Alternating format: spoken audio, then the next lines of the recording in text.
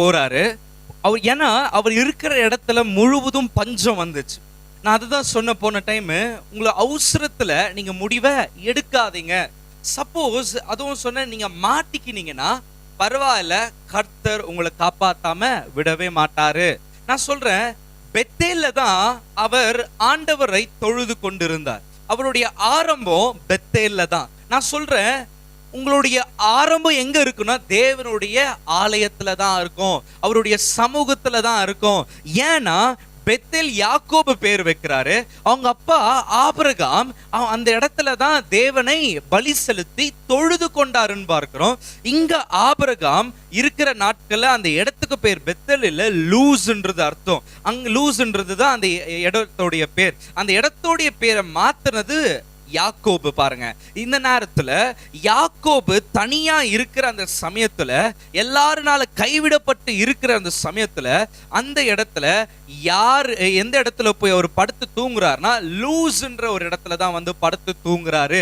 அங்க தல்கானியா கல்லை வச்சுன்னு தூங்கும் போது பரலோகம் அவருக்கு திறக்கப்பட்டு கனவுல ஏணி இறங்கி அதுல தூதர்கள் இறங்குறதும் ஏறுகிறதுமா இருந்தாங்களாம். இன்னைக்கு நான் சொல்றேன், நீங்க ஒரு ஜெபிக்கிற பேரண்ட்ஸா, உங்க பிள்ளைகளை தேவாலயத்துல முக்கியமா நீங்க தேவாலயத்துக்கு போகிறவர்களாய், தேவனை தொழுது கொள்ளுகிறவராய், தேவனை ஆராதிக்கிறவர்களாய், தேவனுக்கு பலி செலுத்துகிறவராய், இயேசு கிறிஸ்துடைய பலிய மேன்மை பாராட்டுகிறவர்களா இருப்பீங்கன்னா உங்க பிள்ளைகளை குறித்து நீங்க கவலைப்படவே தேவையில்லைங்க.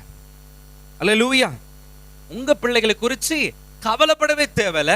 உங்க பிள்ளைங்க எல்லாத்தையும் பிடுங்கிட்டு உங்க பிள்ளைகளை தனியா விட்டா கூட உங்க பிள்ளைகளுக்கு பரலோகம் திறக்கப்படும், ஏணி வரும், தூதர்கள் இறங்குறதும் ஏறுகிறதுமா இருப்பாங்க. அவர்கள் உங்களுக்கு பணிவிடைகள் செய்வாங்க.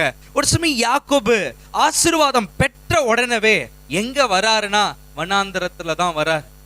யோசேப்பு ட்ரீம் கிடைச்ச உடனே எங்க வராருன்னா எகிப்துக்கு தான் வராரு. தொருத்தப்படுறாங்க, விற்கப்படுறாங்க, அவனை கொல்ல பாக்குறாங்க, அவனை வித்துடுறாங்க, தனியா தான் நிக்கிறார். நான் சொல்றேன், உங்களுக்கு ஒரு பெரிய விஷன் இருக்கும் போது, உங்களுக்கு ஒரு பெரிய ட்ரீம் இருக்கும் போது எல்லாருமே ஒதுங்குவாங்க.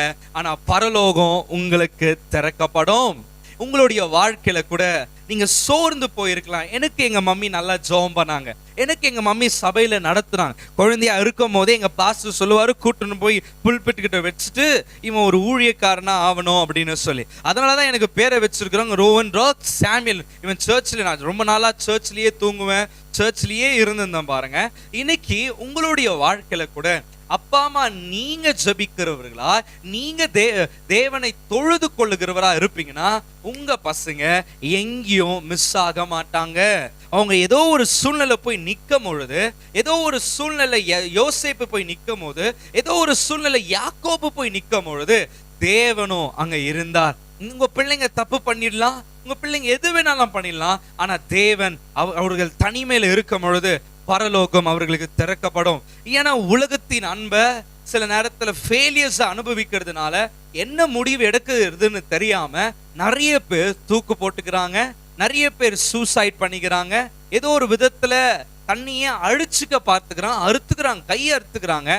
ஆனா உங்க பிள்ளைகள் தனியா வந்து நிக்கும் பொழுது நான் சொல்றேன், பரலோகம் உங்க பிள்ளைகளுக்கு திறக்கும். ஏன்னா ஆபிரகாம் ஜெபித்தது, பலி செலுத்தி தேவனை தொழுது கொண்ட இடத்துல தான் யார் வருது அப்படின்னா யாக்கோபு வராருங்க. அல்லேலூயா சொல்லுங்களேன். அந்த இடத்துல தூங்குறார், ஒண்ணுமே இல்லாத தூங்குறார், பரலோகம் அவருக்கு திறக்கப்பட்டது. அல்லேலூயா.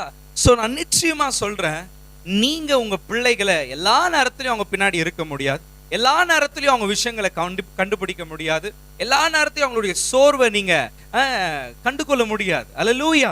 ஆனா அந்த நேரத்துல நீங்க உங்க பிள்ளைகளுக்கு ஜெபிக்கிறவர்களா, நீங்க உங்களுக்கு பிள்ளைகளை சபைக்கு நடத்துறவர்களா மாத்திரம் இருந்தா போதும், மிச்சத கர்த்தர் நடத்த வேண்டிய விதத்துல அவர் நடத்திப்பார். அல்லேலூயா.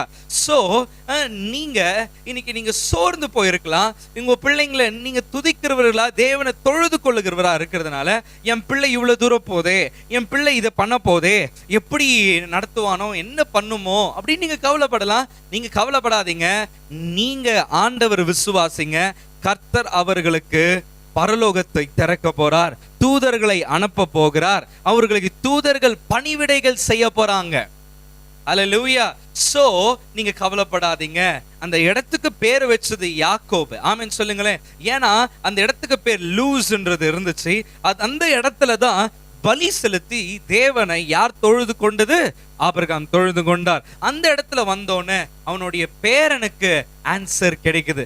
தேவன் அவரோடு கூட இருக்கிறார். மகன் நீ எவ்வளவு தூரம் நான் போ, அந்த இடத்துல அவர் தொழுது கொண்டதுனால அந்த இடம் முழுவதுமா பிரச்சனை இறங்கி இருந்ததுனால அங்க பரலோகமே திறக்கப்பட்டது. நீ இன்னைக்கு ஜெபிக்கும் பொழுது, தேவனை தொழுது கொள்ளுகிற நேரத்துல நான் சொல்றேன், சபையில நீங்க இருப்பீங்கன்னா பரலோகம் உங்களுக்கு திறக்கப்படும். அந்த இடம் தான் சபை. அந்த இடத்துல நீங்க இருப்பீங்கன்னா உங்க குடும்பம் வளரும். தன் காலத்தில் கனி கொடுக்கிறவர்களா இருப்பீங்க. உங்களுடைய எல்லா குவெஸ்டனுக்கும் ஆன்சர் அந்த இடத்துல தான் கிடைக்கும். அல்லேலூயா.